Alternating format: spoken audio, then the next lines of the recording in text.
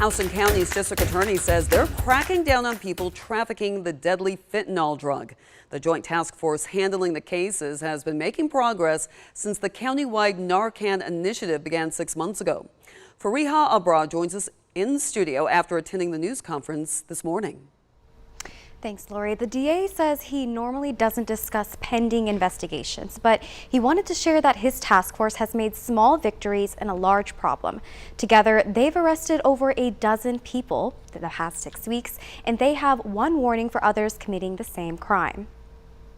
If you're left in our community and you're still selling the poison that is killing our people, you need to pick a new profession.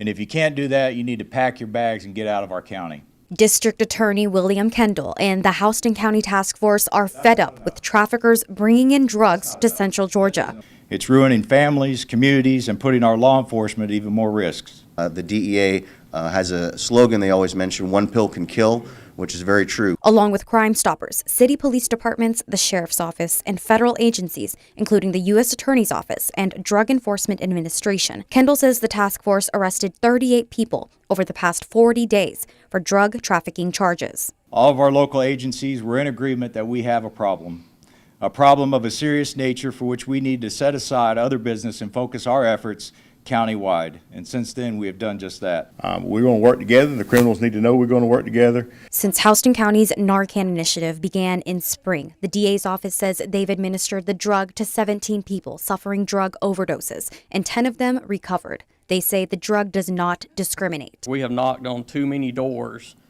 and woke up mom and daddies at 2 in the morning to tell them that their child had died as a result of overdosing on drugs.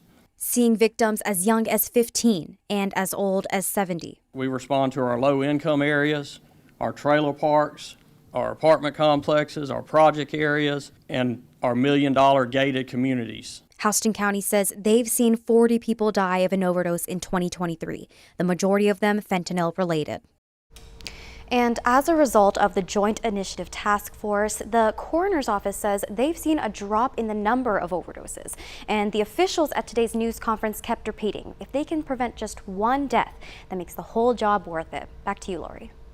Thank you, Fariha. The DA's office will also provide funds to Crime Stoppers to add another $500 to their reward money for people arrested with warrants on fentanyl-related cases.